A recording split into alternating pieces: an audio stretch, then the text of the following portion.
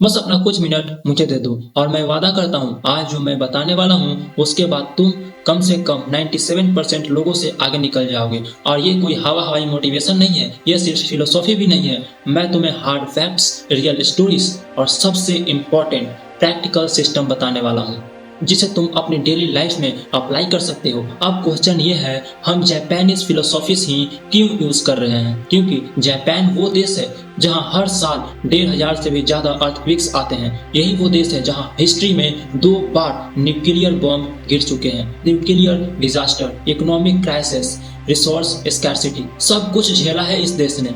फिर भी आज जापान दुनिया की टॉप इकोनॉमीज में है।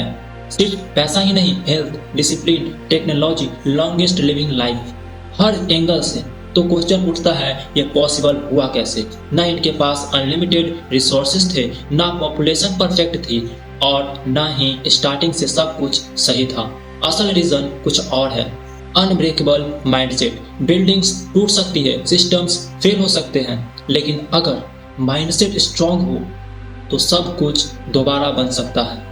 और ये माइंडसेट आया उनकी एंशियंट जापानीज फिलोसॉफी से। वो फिलोसॉफीज जो मॉडर्न जापान ने छोड़ी नहीं बल्कि अडॉप्ट की, अपग्रेड की और आज भी उन्हें जी रहा है। ये वही प्रिंसिपल्स है जिनसे कभी ऑर्डिनरी इंसानों को वॉरियर्स में बदला जाता था। ऐसे वॉरियर्स जो जरूरत पड़े तो जान ले भी सकते थे और दे भी सकते थे।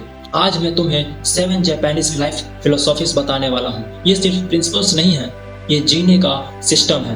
कंफर्ट से डिसिप्लिन की तरफ, कंफ्यूजन से क्लैरिटी की तरफ, फेलियर से फ्रीडम की तरफ। अगर तुमने इनमें से एक प्रिंसिपल भी प्रॉपरली अप्लाई कर लिया ना, तुम मेजॉरिटी लोगों से आगे निकल जाओगे। सबसे पहले वही प्रिंसिपल जिसके बिना बाकी 6 अधूरे हैं, सुक्यू। सुक्यू का मतलब है जानबूझकर डिस्कम्फर्ट चूज करना। तुमने मॉन्क्स देखे होंगे जो फ्रीजिंग वाटरफॉल्स के नीचे बैठते हैं, बॉडी कांप रही होती है, सांसें अटक रही होती है, फिर भी वो हिलते नहीं। ये टर्टल नहीं है, ये ट्रेनिंग है। सुक्यू पहले तुम्हें अंदर से तोड़ता है, फिर पहले से ज्यादा स्ट्रॉन्ग बनाता है। आज की दुनिया में 99% लोग डिस्कम्फर्ट से भागते हैं। थोड़ी गर्मी लगी नहीं कि एसी ऑन कर दिया, थोड़ा बोर हुए नहीं कि मोबाइल उठा लिया, थोड़ी भूख लगी तुरंत खाना खा लिया। जापानीज फिलोसॉफी जानती थी कंफर्ट इंसान को कमजोर बना देता है, इसलिए वो लाइफ को डोजो मानते थे, ऑब्स्टेकल को प्रॉब्लम नहीं प्रैक्टिकल मानते थे। एंशिएंट टेक्स्ट में लिखा है, the way of the warrior is found in death. इसका मतलब मारना नहीं है, इसका मतलब है अपने कंफर्ट लविंग वर्जन को मारना। और इसका बेस्ट हथियार है डिसिप्लिन। मियामोटो मुसाशी 60 से भी ज्यादा ड्यूल्स जीत चुका वॉरियर। वो सिर्फ स्वॉर्ड ही नहीं चलाता था, कॉलिग्राफी भी करता था, क्योंकि परफेक्ट ब्रश स्ट्रोक और परफेक्ट स्वॉर्ड स्ट्राइक दोनों के लिए सेम डिसिप्लिन चाहिए होता है। अब क्वेश्चन आता है, तुम कैसे अप्लाई कर सकते हो? तो सुनो, ठंड लग रही है फिर भी तुम ठंडे पानी से नहा रहे हो, फोन के बिना 20 से 30 मिनट बैठो, जिम स्टार्ट करो। अब इम्पोर्टेंट फैक्ट सुनो, सिर्फ 23% लोग ही रेगुलर एक्सरसाइज करते हैं। सिर्फ ये एक हैबिट तुम्हें 77% लोगों से आगे ले जा सकती है। याद रखना, डिसिप्लिन बिना डायरेक्शन के सिर्फ सफरिंग होती है। डायरेक्शन देगा अगला principle, ikigai, your reason to wake up. अगर सुगियो आग है तो इकिगाई कंपास है।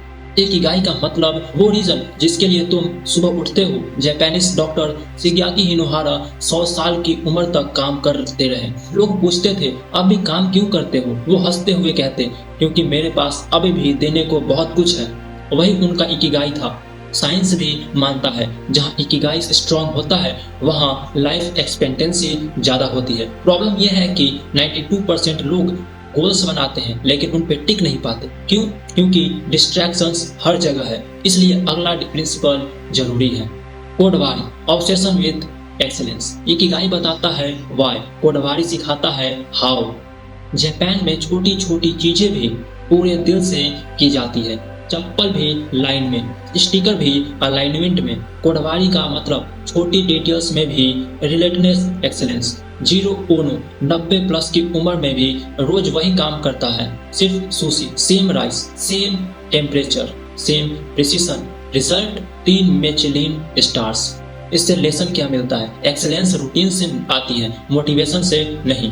अब आता है अगला प्रिंसिपल, सिकाता गानाई, इमोशनल कंट्रोल। पूरी मेहनत के बाद भी रिजल्ट खराब आ जाए तो क्या जापानीज कहते हैं शिकाता गा नाई, जो तुम्हारे कंट्रोल में नहीं था उसे छोड़ दो। 2011 के सुनामी के बाद ना दंगे हुए ना ही कोई गड़बड़ी हुई, सिर्फ रिबिल्ड हुआ। मीनिंग एक्सेप्ट, एडजस्ट एंड उन चीजों पर एनर्जी वेस्ट मत करो जो तुम्हारे कंट्रोल में है ही नहीं। अब आता है पांचवा principle, wabi sabi, beauty of imperfection. Japan में टूटा हुआ बॉल फेंका नहीं जाता, उसे गोल्ड से जोड़ा जाता है। क्रैक्स छुपाए नहीं जाते, हाईलाइट किए जाते हैं। मैसेज सिंपल है, इम्परफेक्ट होना वर्थलेस होना नहीं होता।